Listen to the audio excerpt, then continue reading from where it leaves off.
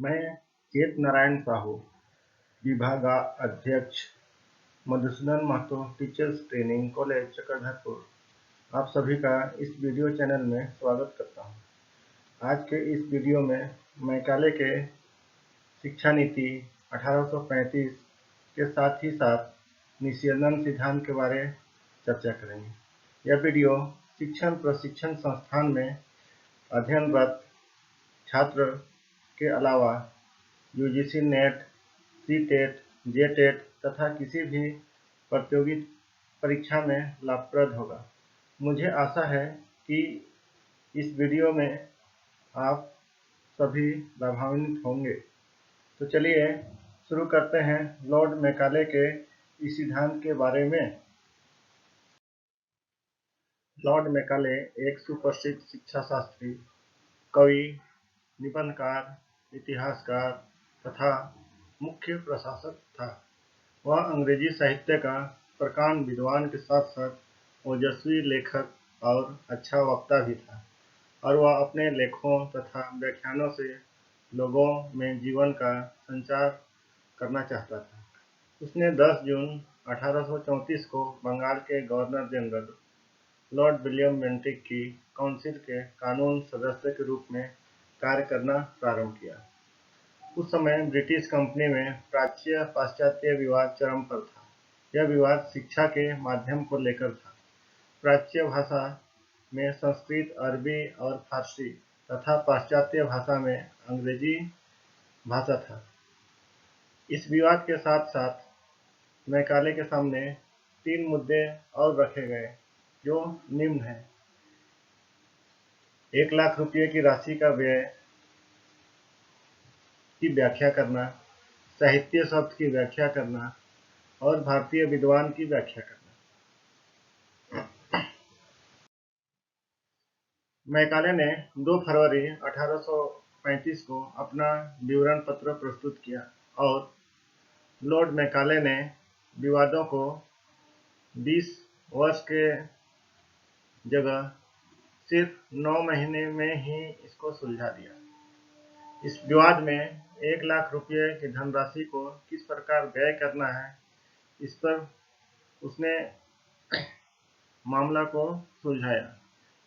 उसने कहा, 1 लाख की धनराशि को व्यय करने का पूर्ण अधिकार कंपनी को दिया जाए और कंपनी इस धनराशि को जिस तरह चाहे व्यय कर सकती है। साहित्य की व्याख्या करते हुए कहा कि साहित्य में संस्कृत, अरबी और फारसी को छोड़कर अंग्रेजी भाषा की शिक्षा को स्वीकार किया जाए। और मैकाले ने अंग्रेजी भाषा की तुलना भारतीय भाषा, प्राच्य भाषा जैसे संस्कृत, अरबी और फारसी का मजाक उड़ाया, क्योंकि उसके विचार से अंग्रेजी भाषा इन प्राच्य भाषा से कहीं ऊपर थी। मैकाले ने बड़े ही घमंड से झूठा दावा किया कि एक अच्छी यूरोपीय लाइब्रेरी की एक अकेली अलमारी समस्त भारत और अरब के पूरे साहित्य से अच्छी है, और यूरोपीय साहित्य आंतरिक रूप में इन सबसे श्रेष्ठ है। इस विवाद में तीसरा विवाद था भारतीय विद्वान का तात्पर्य उस विद्वान से है जो लॉक के दर्शन और मिल्टन के कविता से प्रेरित हो। शिक्षा के माध्यम के प्रश्न को लेते हुए उन्होंने अंग्रेजी भाषा का समर्थन किया और भारतीय भाषाओं के विषय में लिखा कि भारतीय भाषा अविकसित तथा गंवारू भाषा है, जबकि इन्हें किसी विदेशी भाषा से संपन्न नहीं किया जाएगा तब तक उनमें सुगमता से किसी ग्रंथ का अनुवाद नहीं किया जा सकता। निस्यंदन सिद्धांत का अर्थ छन छन कर मीन्स इसे निस्यंदन सिद्धांत को छनाई का सिद्धांत भी कहा जाता है। यह सिद्धांत में मैकाले ने कहा कि सीमित वित्तीय संसाधन के साथ हमारे लिए यह असंभव है कि हमारी सारी जनता को शिक्षित करें और लाखों लोगों के मध्य जिन पर हम शासन करते हैं द्विभाषीय का काम करें, एक ऐसा वर्ग जो रक्त और रंग से तो भारतीय हो, परंतु अपनी रुचियों, विचारधारा, नैतिकता और बुद्धि में अंग्रेज हो। उनका विचार था कि अंग्रेजी भाषा अन्य भाषाओं से सर्वोपरि है। इस भाषा का निर्माण विशाल ज्ञान भंडार, जिसका निर्माण विश्व के सबसे बुद्धिमान राष्ट्रों के योग से हुआ है। मैकाले का कहना था कि सरकार के पास वित्तीय संसाधन की कमी है, अतः अंग्रेजी शिक्षा के प्रचार प्रसार के लिए एक विशेष नीति का निर्धारण किया जाए। इस नीति में उन्होंने कहा कि थोड़ा सा धन खर्च करके उच्च समाज में शिक्षा का प्रचार किया जाए, ताकि शिक्षित लोग धीरे धीरे जनता में शिक्षा का प्रचार करेंगे। इस प्रकार शिक्षा उच्च वर्ग से प्रारंभ होकर क्षण क्षण कर निम्न वर्ग तक पहुंच जाएगी। शिक्षा का प्रचार यह सिद्धांत भारतीय शिक्षा के इतिहास में निस्यंदन सिद्धांत के नाम से जाना जाता है। इसे अधोगामी निस्यंदन सिद्धांत या डाउनवर्ड फिल्टरेशन थ्योरी के नाम से भी जाना जाता है। इस सिद्धांत में मैकाले के द्वारा भारतीय शिक्षा में बहुत ही प्रभाव पड़ा। निस्यंदन सिद्धांत या अधोगामी निस्यंदन सिद्धांत में उनके द्वारा उच्च वर्ग को सिर्फ शिक्षित करने का प्रावधान था। उच्च वर्ग से शिक्षा का प्रचार क्षण क्षण कर निम्न वर्ग तथा संपूर्ण भारत के लोगों तक शिक्षा पहुंच जाए। परंतु जैसा मैकाले का विचार था, उसके विपरीत हुआ। शिक्षा का प्रचार पूर्ण रूप से निम्न लोगों तक नहीं पहुंच सका। इसका कारण यह था कि उच्च वर्ग के लोग शिक्षित होने के बाद वे लोग निम्न वर्ग में संपर्क में आने में अपना मानहानि समझने लगे।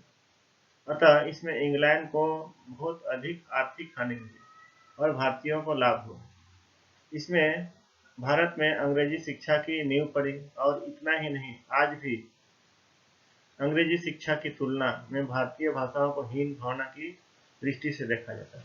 जगह जगह आजकल, चाहे वो गरीब हो या अमीर, कोई भी अंग्रेजी स्कूल में अपने बच्चे को पढ़ाना चाहता है, और जो हिंदी भाषा के स्कूल में पढ़ते हैं उसको हीन दृष्टि से या गरीब समझा जाता है।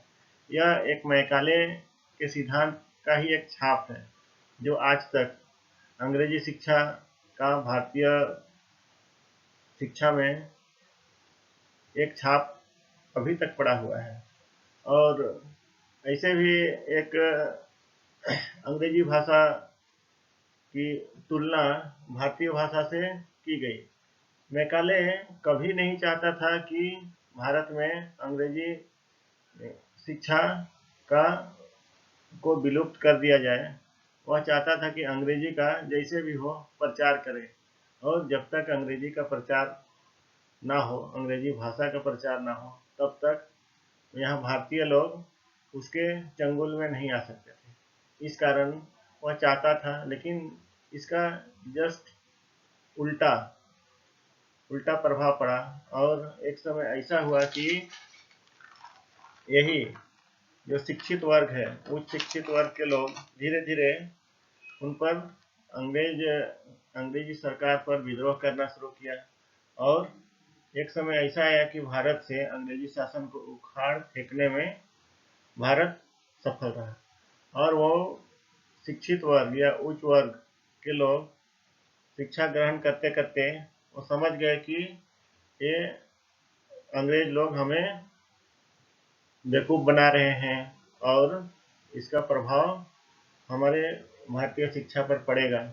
इस कारण मैकाले का सिद्धांत का अंग्रेजी शिक्षा का प्रचार हुआ, लेकिन साथ ही साथ अंग्रेजी जो शिक्षा है उसका धीरे धीरे यहाँ पर प्रचार हुआ, लेकिन यह पूर्ण रूप से नहीं हुआ। और साथ ही साथ आगे चलकर जो भी यहाँ उच्च वर्ग के लोग शिक्षित हुए थे, वे एक अच्छा देशभक्त बन गए।